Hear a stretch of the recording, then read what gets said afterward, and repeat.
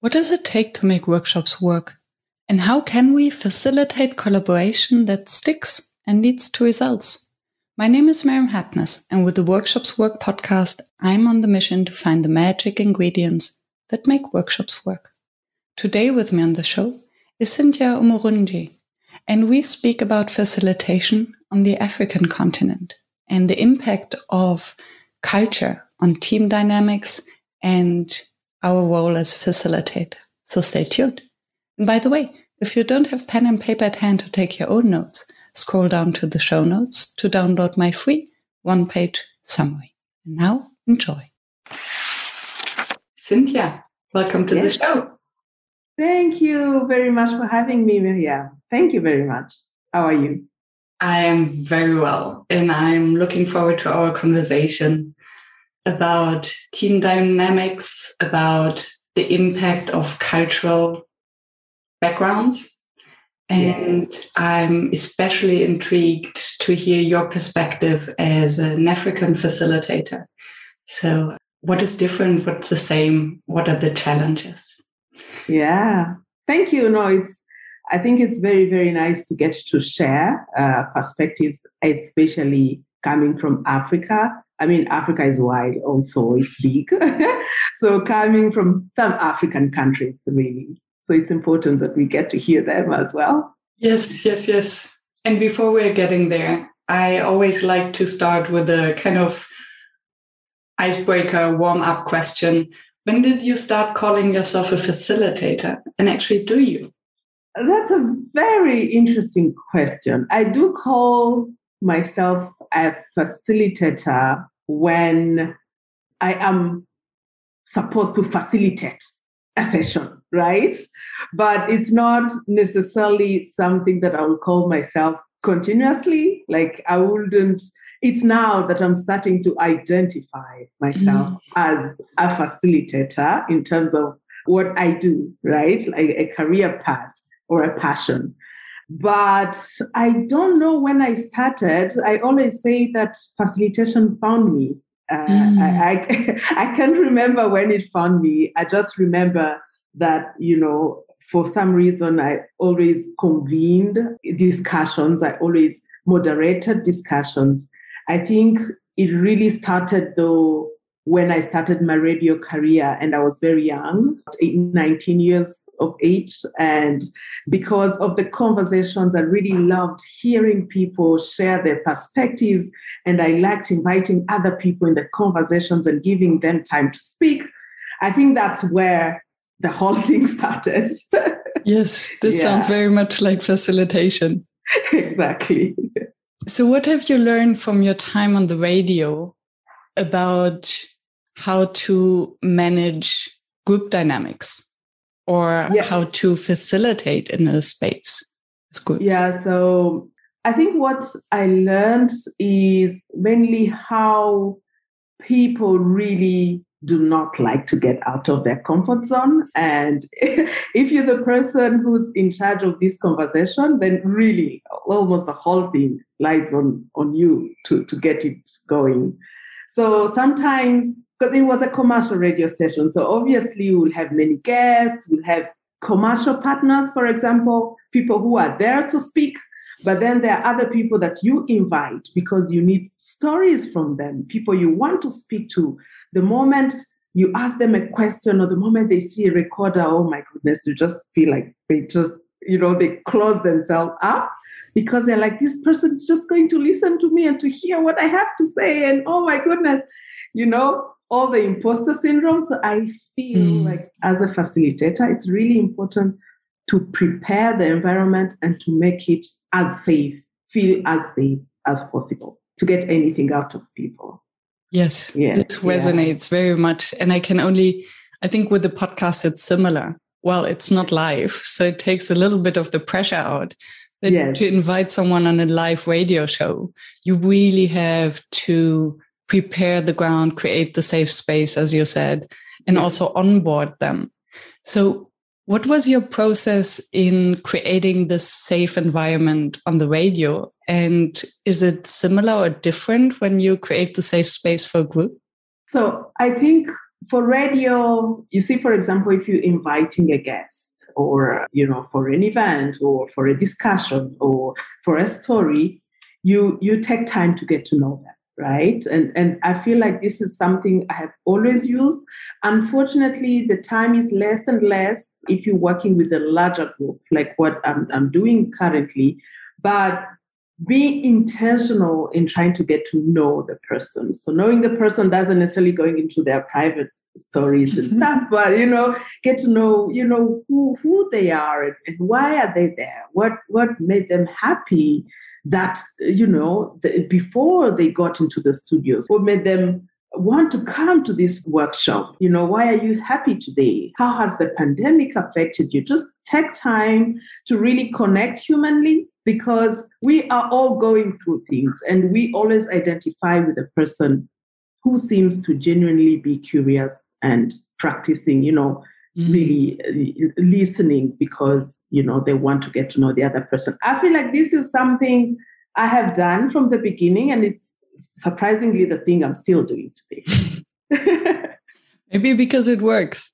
And It's so interesting what you're saying, that on the one hand, we all suffer from imposter and like, oh my goodness, I'm going to share my thoughts and my story. So this feels uncomfortable.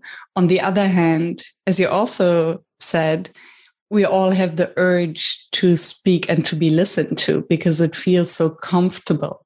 Yes. So there's kind of a tension between these two things. Yes. That, if I understand you correctly, the goal of a facilitator, whether it's a facilitating interview on a radio show or a facilitator in the space, is to bridge this kind of gap between I want to share, but I don't dare to. Yeah, and sort of flatten it out and make it even for that person to feel like their story is important because it's important to you who's listening. But at the same time, how do you make them feel safe enough and comfortable enough that, they're willing to bring the best, out of themselves? Yeah, that's how I see it. Yeah. I hope it makes sense. It makes total sense. And I really believe that giving someone the feeling that they're really truly listened to is the best way to create this safety and to get the best out of them. Yeah, I think one of the issues that I dealt with in the past, as I was trying to grow in this kind of career, if I might say, it's really looking at how people think they are listening, but without listening. That we know we need to practice active listening, but how many of us do that? Even in our own homes, in our own, social relationships. You really listen with an intent, listen to catch a sentence, listen to, but getting to the level where you actually practice active listening, it's an amazing exercise, I think. Yes, listening to appreciate and not listening to just reply. Exactly. Yeah. Yeah. And what do you think is the difference of these skills of active listening and also sharing between cultures? Is it something that is cultural inherent? Because in our exploration call, you mentioned that most of the facilitation methods or concepts or tools are kind of Eurocentric or developed in the US or in the Western world, in air quotes. Do you perceive a difference when you're working on the African continent? And it feels weird to speak about the African continent, but I'm also speaking about the European and the American continent. Yes. No, I totally get what you mean. So when we say practicing active listening, to me is you listen and sometimes you hear what is not said, right? What the things that have not been put in a verbal form. I haven't been able to say all the words, but you can feel, if you're practicing active listening, then you can feel there are things that probably I'm holding back, or there are things I have said in another form. And as you keep probing, maybe then you will end up getting, something out of someone. But I feel like practicing active listening is very, very important to understand the cultural settings you're working in. I am currently facilitating different groups, and I can, for example, tell you about one group which is made of entrepreneurs from Rwanda. And these are people who have come up with amazing ideas. They are startups. They want to do business. But at the same time, these are people who have grown up in a culture that tells them, hey, hold on, don't say everything all at once. Be careful what you're saying. You don't know who's listening. Just, don't talk just for talking. Think before. There are people who are really not quite very, very open to say exactly everything the way they feel. And it has a culture component to it. It comes with the way people have been educated. It comes basically how people have been molded, right? And if you're not aware of that, so that you give them time to process, so that you create a much safer space for them to know, hey, yeah, I know this is how we were constructed as children, but actually being an adult, it's also about learning and unlearning things, right? And this is how unlearning part is difficult.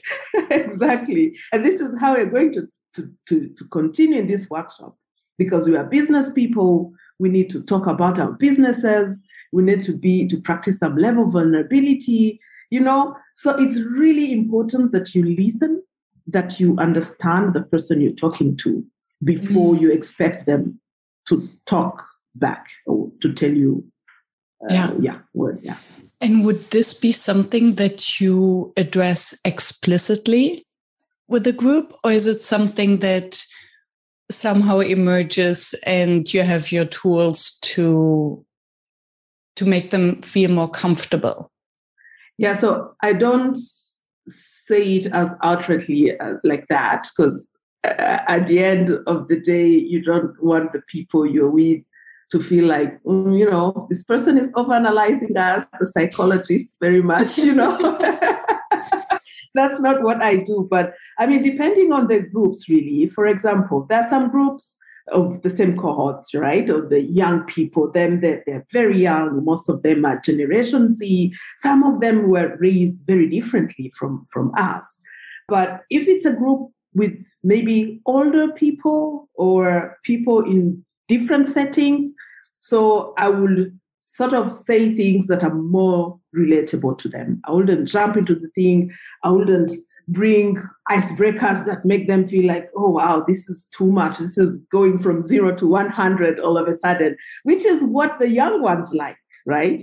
So I think if you have a group that has a mixture, I usually take a few minutes, probably a day before I run the workshop, to really understand the profile of the people I will be with and say, okay, what would these people want? What do they want to hear? What kind of messaging resonates better with them? But I'm also a communications expert, so I really try to think in terms of messaging and how, words and body languages and jokes, how they work with people.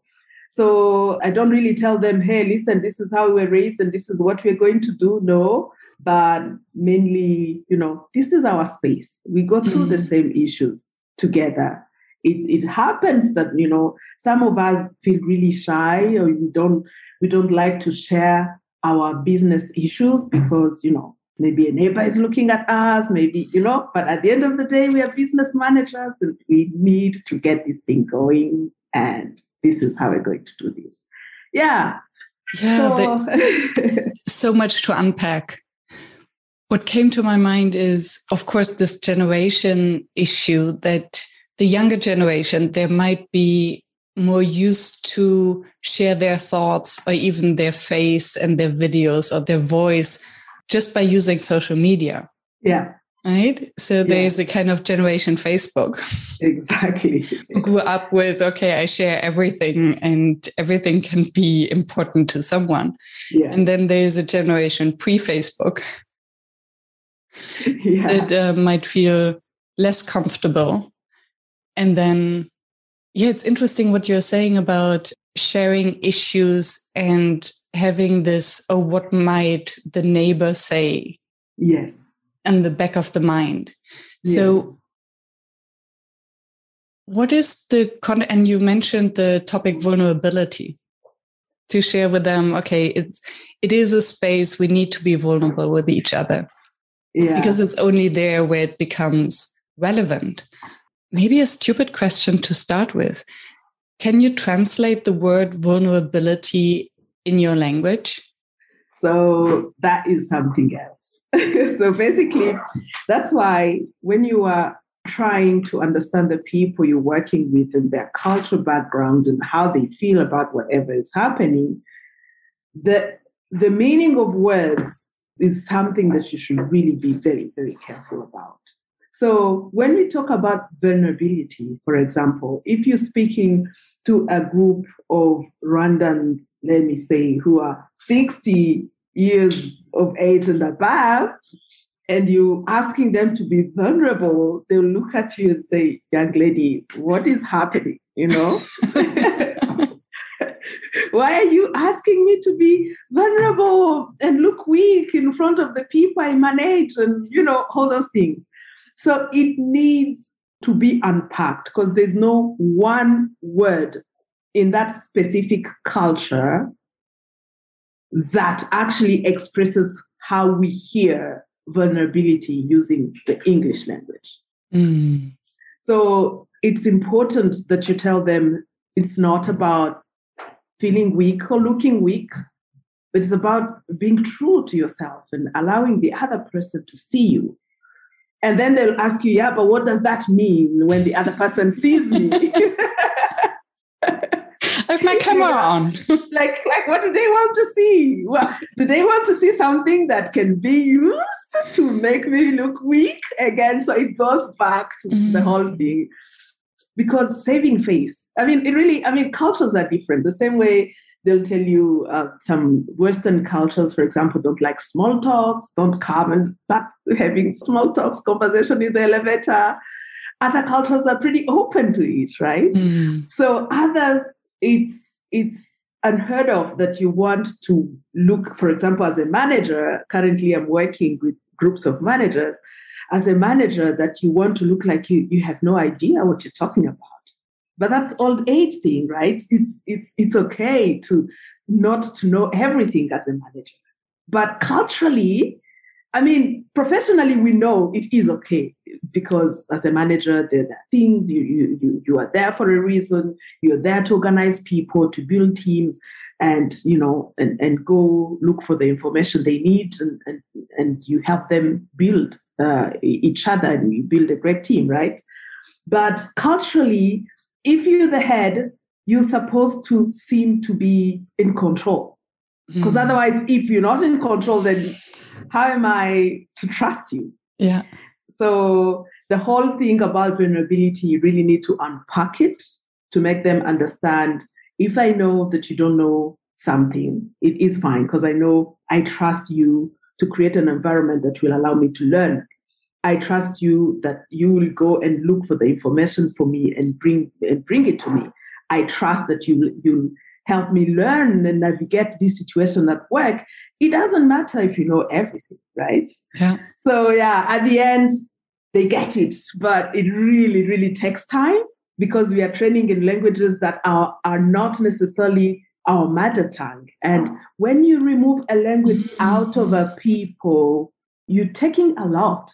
It's very difficult to actually be awesome and innovate in a language that is not yours. So that's why you really need to be careful with the words and what they mean and unpack them if they don't have corresponding words in those languages that you would say is their primary language. And being aware of the different meanings of the word if you translate it. Yes.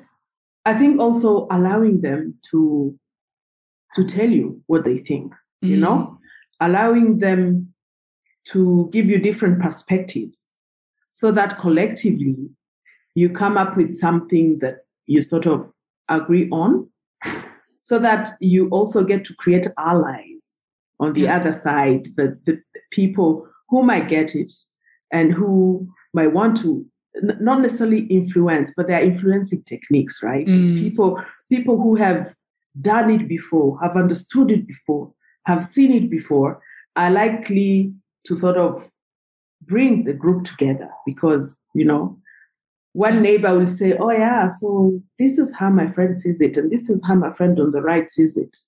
Okay, yeah, so I could see it like that as well, perhaps. I could give it a chance. Yeah. So I think, it doesn't have to just lie on you as the facilitator to come up with things and come up with theories. If you are facilitating a group, there is a reason why they're there, and they're experts in certain areas. So allow them to be part of the whole experience. Yeah. And I hear two things. One is the concept of having role models. So seeing someone who's maybe similar to you, who has applied this technique or this mindset in an inspiring way, so that you can trust, vulnerability, although I might be skeptical, I can see that it works. Yeah. And when I think vulnerability, I think of Brené Brown. Yeah. Right? Fantastic, amazing, inspiring person. And still white American woman, but still a very different context. So I can imagine that applying the concept of vulnerability to the African culture, I would be curious, are there any role models that you can refer to? And related to that, let me just ask the question before I forget. How do you prepare these managers then to go back into their organizations and help them to make their people understand what this new way of leadership is? I think the first thing that we do is not necessarily to create role models, but using storytelling or even using practical examples actually in their situation, where you have a manager yourself, you may be a middle-class manager, you have your director or your CEO. What would make you feel like you want to, that you don't trust them? What is it that makes you feel like you don't trust them? It's when they seem like not to listen to me. It's when they want to insist they know something and probably they don't. It's when they, those things. And then you ask them, okay, so let's look at ourselves in the mirror. And as managers, what do you think our team needs from you? They need you to listen for real, like you're listening. They need you to be, be empathetic. They need you to work on the organizational and the team culture, remove all the toxic traits, do this and do that. And then, of course, we do have tools that we use and the practical exercises that we do. But when they go back, I always ask them, okay, so what do you want to commit to doing? Yeah. For example, is it that you want to improve your communication with your team? What does that mean? Does that mean that you speak to your team, give them a chance to speak to you, ask them if they have understood, the simple things like that. And then when they go back with a commitment, the next time I see them, I always try to have really follow-up conversations when I'm sort of facilitating a certain, cohort. So I always try to have follow-up conversation and ask, so how did it go? Does it feel better? And people really come back and they say, hey, look, this was really amazing. It's practical not only at work, but at home. It seems that I can listen to my wife more. And I'm like, facilitation is a life skill. Like, oh, really? Okay then. Some of them are pretty surprising even to me. Yeah, but that's really how I do it. I think it's more of storytelling. It's more of finding practical examples, getting to put ourselves in the actual environment that we are working in. Yeah. Beautiful. And the picture somehow that comes to my mind is in your workshops, you allow the participants to almost remove a mask so that they can show more of themselves. So it's another of these buzzwords, authenticity, which I think is the other side of the medal of vulnerability. Yeah. Sometimes, though, I've noticed in different cultures, like maybe, let me say 3, I have worked with a group of some West African gentlemen. At that time, we were working on female genital mutilation, which is a very sensitive conversation. And we were talking about male involvement in culture change. And when you look at that group and how a group of, a few other cultures in the East African region, for example, one thing that stands out pretty much when you ask them to remove the veil, they always relate to the level of seniority. This is how it works. So, for example, if I'm working with a group that has, for example, their managers in the group, they'll be like, I am not sure if I can do this when my manager is here. So again, when we're practicing vulnerability, it sort of has to come from the person who is the lead to show them it is fine to remove your veil. It is fine to be, because it's always difficult to actually be who they want to be when there is a person who seems to have power over them. And so you really need to work on that power imbalance, if I might say. But that is really in many cultures. Power imbalance has a lot to do. Yes. Even in the Western countries, if someone has power over you, they can make you do things or say things that you probably wouldn't say otherwise, right? Absolutely. So understanding the power imbalance, is something that I really note a lot. But I ask them to be authentic, try as much as possible with some exercises.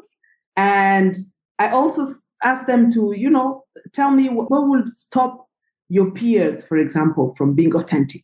It doesn't mean that so they don't speak about themselves, but about the others. Exactly. Yeah. So what do you think? What is the reason why a Kenyan lady wouldn't, feel comfortable speaking about her business in this kind of forum, for example? What could be happening? And then we start dismantling it from there. Things like that. Yeah. Love it. Yeah, I think power differences in the room are tricky in any culture. Yeah. And then obviously there are cultures that are more flat in general, and then it's easier for the facilitator to create that. And then there are other cultures where it's more steep. How do you even try to flatten the room because for instance, when I host a workshop and there is a power difference, a visible one, then I would brief the hippo, the highest influential person, paid person, whatever in the room, and ask them to speak last, for instance, or to be the fly on the wall in the breakout sessions. Or I would do exercises where they have to implicitly show their human side. So one that I love is I would ask them, if you had a superpower, what would it be? And then to see that someone who has a lot of power still has this kind of dream of a superpower makes them human again. Yeah. So how do you deal with this power imbalance, and how much do you try to flatten the space? Recently, this is a very interesting question because I was dealing with that recently. So there is a group I was facilitating, and they were pretty shy, pretty not very expressive. And so their managers decided that one of them was going to come along in the workshop and try to sort of push the group to speak.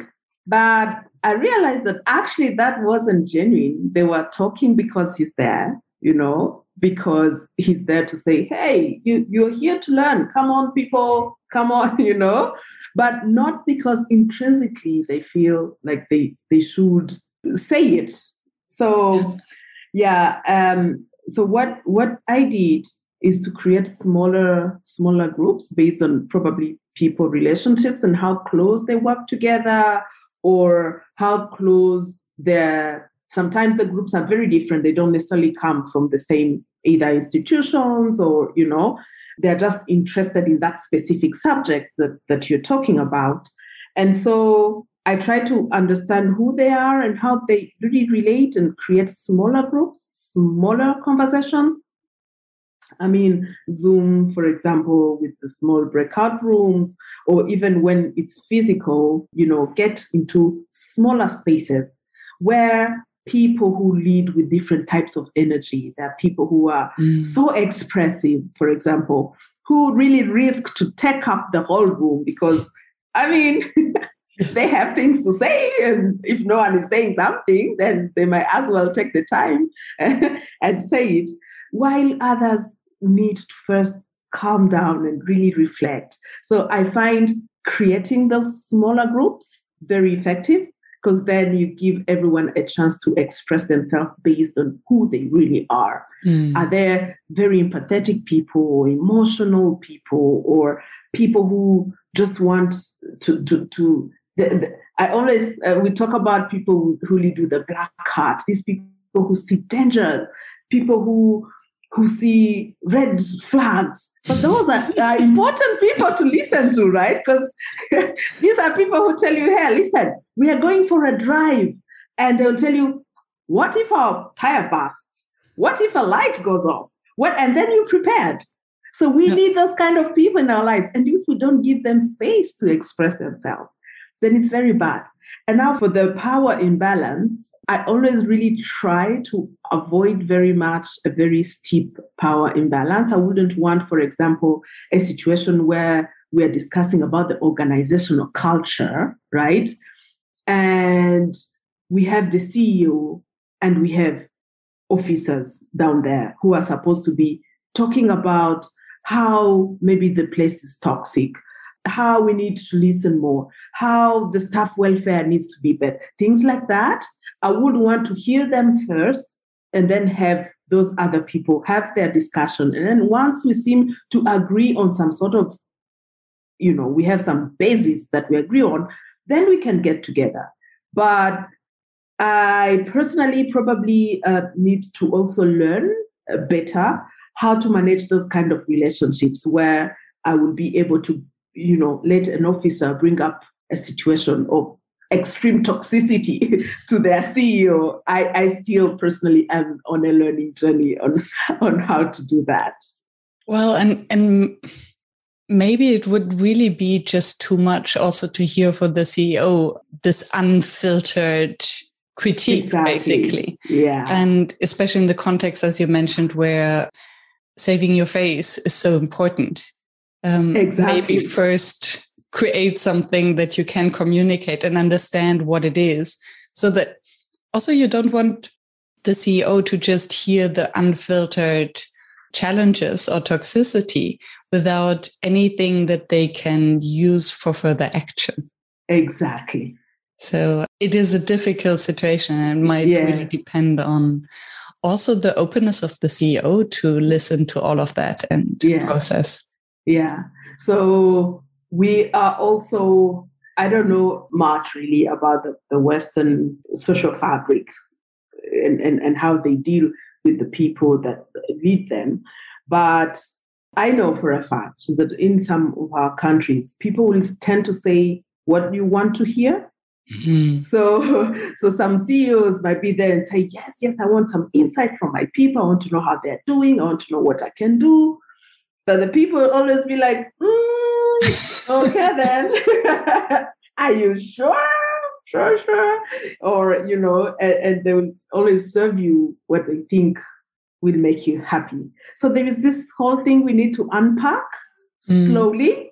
It gets better within generations, but still it's very, very, very present.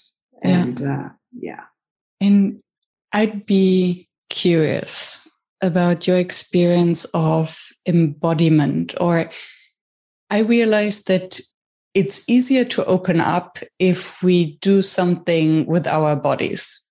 So dancing could be fantastic. I was just in a 1-week coaching program online. They started every session with just a disc dancing. They had a DJ and everyone was dancing behind their screens. And for Western cultures, especially I'm German, living in the Netherlands, inviting a group of people to dance behind a screen or to dance together is very weird. So this would throw them totally out of their comfort zone, right? If you don't prepare them.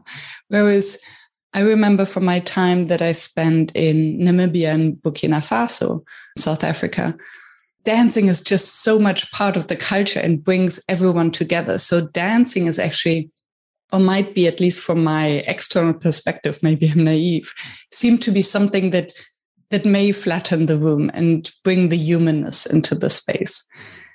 What is your experience and how do you use this kind of inherent culture in your work? It's really amazing the way people express themselves, right? Dancing in many of the African cultures, I mean, even Kenya or Rwanda or Uganda, is really part of our identity. We dance. But we don't necessarily dance when we are discussing serious stuff.